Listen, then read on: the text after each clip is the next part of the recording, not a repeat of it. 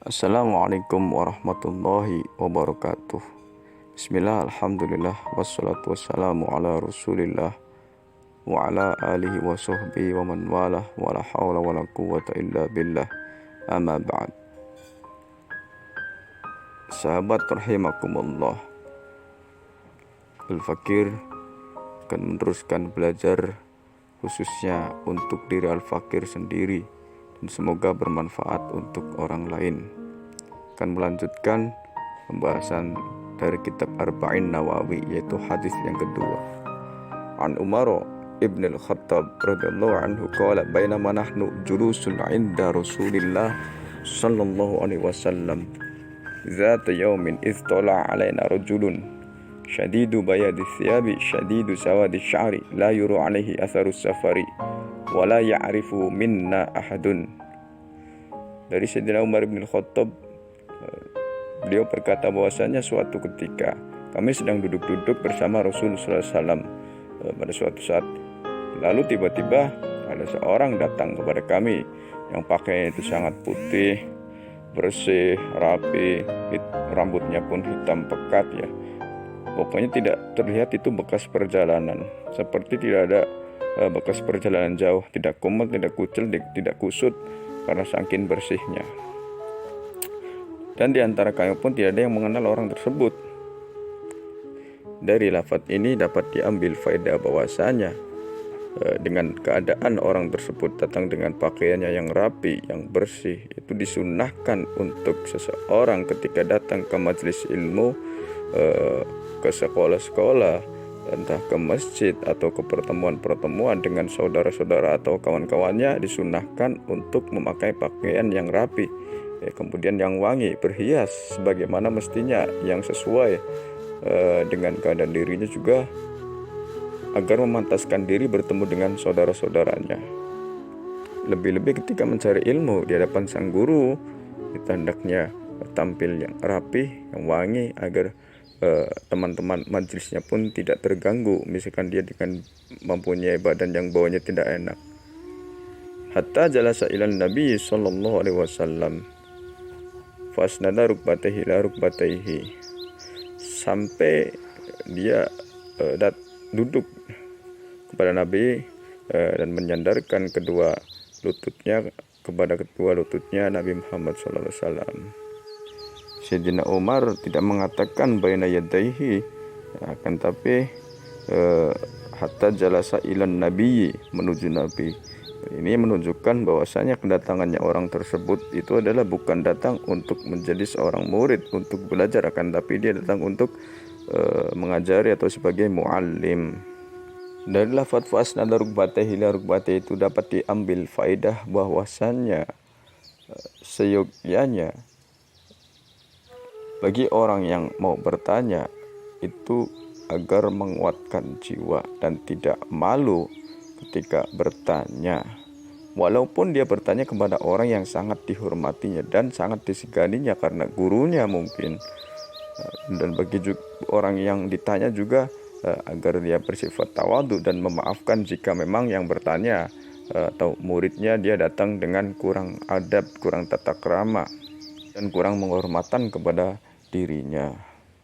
Ini mengajarkan bahwasanya faedah daripada ini adalah untuk merasa nyaman, sampai dia meletakkan kedua telapak tangannya kepada pahanya Nabi. Ini seolah-olah menciptakan sifat keadaan nyaman, asik di dalam belajar, itu tidak tegang, sehingga ilmu-ilmu yang didapatkan pun akan mudah karena memang suasana belajarnya itu yang asik. Maka kita perlu belajar sebagai guru, misalkan kita mengajarkan santri-santri, ya kita tawadhu, jangan sampai kita merasa diri ini lebih baik daripada santri-santri, daripada murid-murid. Dan yang sebagai murid pun jangan malu untuk bertanya. Jika memang ada sesuatu yang iskal, yang dia itu tidak tahu, maka dia hendaklah untuk bertanya kepada gurunya. Dan ketika orang bertanya itu bukan menunjukkan bahwa dia itu adalah bodoh, akan tapi dia kuatnya jiwa, kuatnya rasa ingin tahu dan ingin paham tentang ilmu yang sedang dipelajari. Wa qala ya Muhammad akhbirni 'anil Islam. Dan orang tersebut bertanya, "Wahai Muhammad, beritahu aku tentang Islam." Panggilannya memang adatnya orang Arab manggilnya seperti itu, dengan kata nida dan memanggil orangnya. Ini jika orang biasa memanggil Nabi, ini adalah panggilan yang tidak boleh, ya, yang haram. Kita nggak memanggil Nabi itu tanpa penghormatan, itu tidak boleh. Akan tapi karena ini yang datang adalah yang menempatkan diri sebagai guru mu'alim, maka dia datang dengan memanggil namanya saja, menyebutkan namanya saja. Menurut sebagian ulama, dengan ketetapan ini bahwasanya dapat diketahui bahwa memanggil selain Nabi daripada orang yang berhak memang untuk dimuliakan dengan sebutan namanya saja itu tidak haram, akan tapi khilaful aula, kurang baik. Misalkan kita memanggil tukang cilok saja kita menyebut mang, atau memanggil guru saja kita sebutan guru, maka masa sebutan guru kita yang mengajarkan ilmu agama, Pak Kiai, Pak Ustadz, masa manggil namanya saja itu tidak boleh. Maksudnya kurang afdol. Lebih-lebih jika yang dipanggil merasa tidak senang, wong ustadznya, wong kiainya kok dipanggil namanya saja, itu bisa menjadi haram. Qala Rasulullah sallallahu alaihi wasallam al-Islamu an tasyhadu an la ilaha illallah wa anna Muhammadan Rasulullah. Lalu Nabi SAW bersabda bahwasanya yang namanya Islam itu adalah engkau bersaksi bahwa tiada Tuhan yang berhak disembah dengan sejatinya selain daripada Allah Subhanahu wa taala, dan bahwasanya Nabi Muhammad adalah diutus sebagai Rasulullah yang menyampaikan wahyu dari Allah Subhanahu wa taala. Wa tuqimas salat, engkau mendirikan salat, maksudnya melaksanakan dengan syarat-syaratnya, rukun-rukunnya dipenuhi, syukur-syukur sunnah-sunnahnya juga dipenuhi, dan kau menekuni, ya, menepati waktu-waktu yang telah ditentukan untuk melaksanakan sholat. Waktu dia zakat, dan kau memberikan zakat kepada orang yang berhak untuk menerima zakat. Atau suma Ramadan, engkau puasa Ramadan, wa tahujjal baita, dan kau berhaji, ini istata'ta ilaihi sabila, jika kamu mampu untuk melaksanakannya. Qala, orang tersebut berkata, shadaqta, engkau benar. Fa'ajibna minhu yas'aluhu wa yusaddiquhu, maka kami pun heran kepada orang tersebut, wong dia yang nanya kok dia yang membenarkan. Qala fa'akhbirni anil iman, orang tersebut bertanya lagi, beritahu aku tentang iman.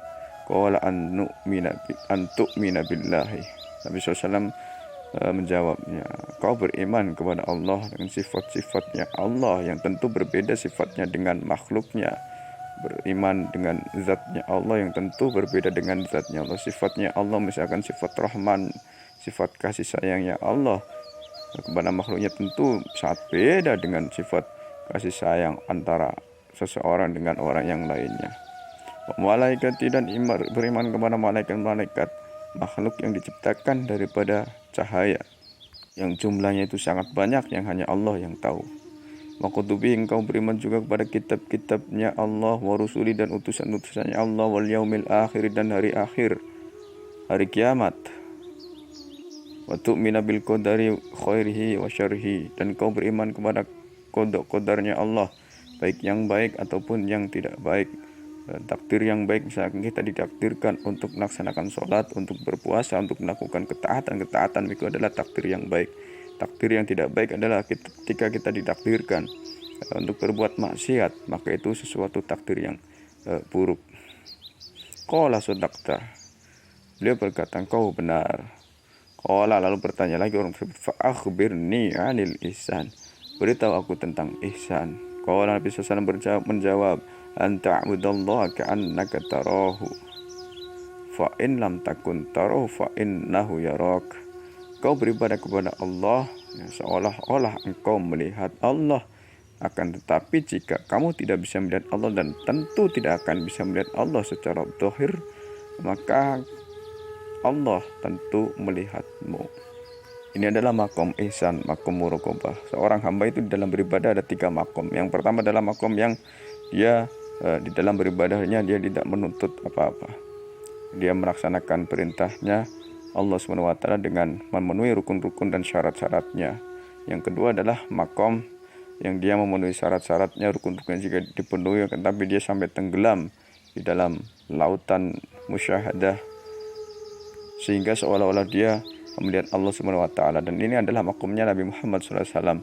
Dan juga makom yang ketiga adalah dia beribadah dengan memenuhi syarat-syaratnya, rukun-rukunnya pun dipenuhi, dan dia merasa selalu di dalam pengawasan Allah Subhanahu wa taala, di dalam gerak-geriknya, di dalam tidurnya, sadarnya, di dalam keluarnya, misalkan di dalam ataupun di dalam rumah, ketika sedang bekerja apapun, itu namanya adalah makom muraqabah, makom ihsan.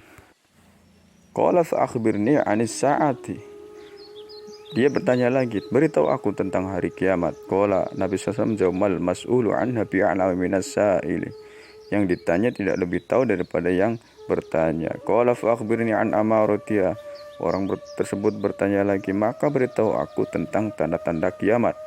Nabi SAW menjawab, antalidal amatu rabbataha, bahwasanya tanda kiamat adalah seorang budak melahirkan tuannya.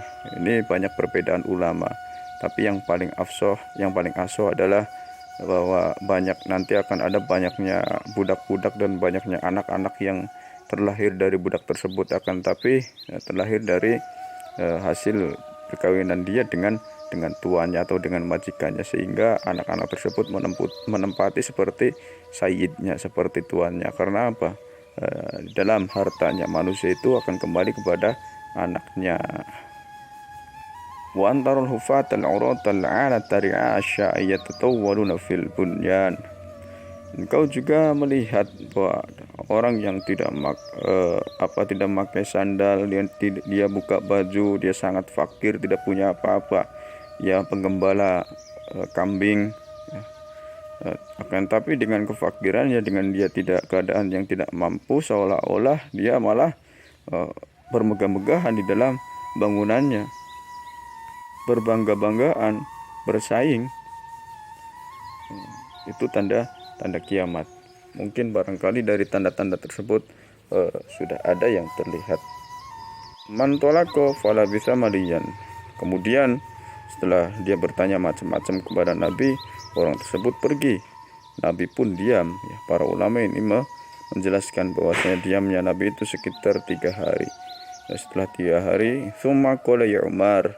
Nabi SAW bertanya, ya Umar, hei Umar, atadri manis sa'ilu. Apakah engkau tahu siapa yang bertanya? Qultu Allah wa rasuluhu a'lamu. Aku menjawab, Allah dan Rasulnya tentu lebih tahu. Qala fa innahu Jibrilu. Nabi SAW menjawab, dia adalah Jibril, atakum yu'allimukum dinakum. Dia datang kepada kalian untuk mengajarkan agama kepada kalian. Ini kita bisa melihat bahwasanya datangnya orang tersebut adalah datang untuk mengajarkan ilmu. Dari kalimat yang terakhir dapat diambil faedah bahwasanya hendaknya seorang guru itu mengingatkan murid-muridnya ketika dalam pelajaran hari ini, berarti dia mengingatkan untuk pelajaran yang kemarin agar tidak mudah untuk lupa. Dan juga untuk setiap pemimpin disunahkan juga untuk mengingatkan pengikutnya, bawahan-bawahannya, bagaimana pekerjaannya, apa sudah dikerjakan tugas-tugasnya atau belum, itu disunahkan. Wallahu a'lam bishawab. Assalamualaikum warahmatullahi wabarakatuh.